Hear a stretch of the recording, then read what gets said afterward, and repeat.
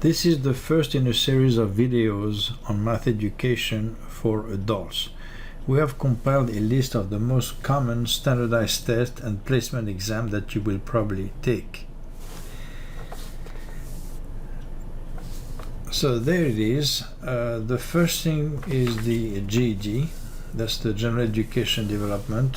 Then next, Task Assessing Secondary Completion, the High School Equivalency Test, the Armed Service Vocational Aptitude Battery, the National Council Licensure Examination for Nursing, Test of Adult Basic Education, Health Occupation Basic Entrance Test, the Paraprofessional Assessment, and finally the Assessment and Learning in Knowledge Space.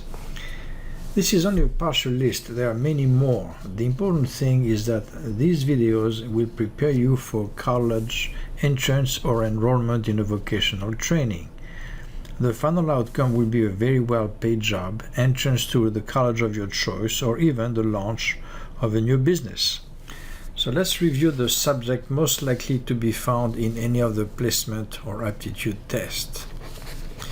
The first one is arithmetics. It's the oldest branch of math. It's the Greek word meaning the art of numbers. It describes how numbers are structured and what operations are performed with them. Next is measurement. It's the art of finding the size or amount of something by comparing it to a unit. For example, to determine the length and width of a room, you can use a yardstick as a unit of length. To determine the weight of an object, you may use the pound as a unit of weight.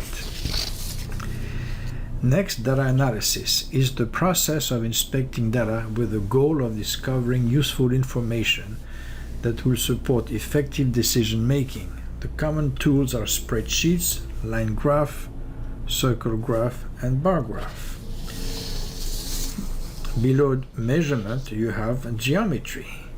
It's a Greek word meaning the measurement of land. Therefore, it is derived from measurement, obviously. Nowadays, it's the branch of mathematics concerned with the properties and relations of points, lines, shapes, and solids. Next to geometry and right below arithmetic is algebra. It originated in the Middle East thanks to an Arabic mathematician named Al-Khwarizmi.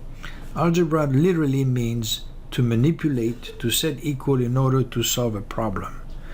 In modern times, it's concerned about patterns among numbers.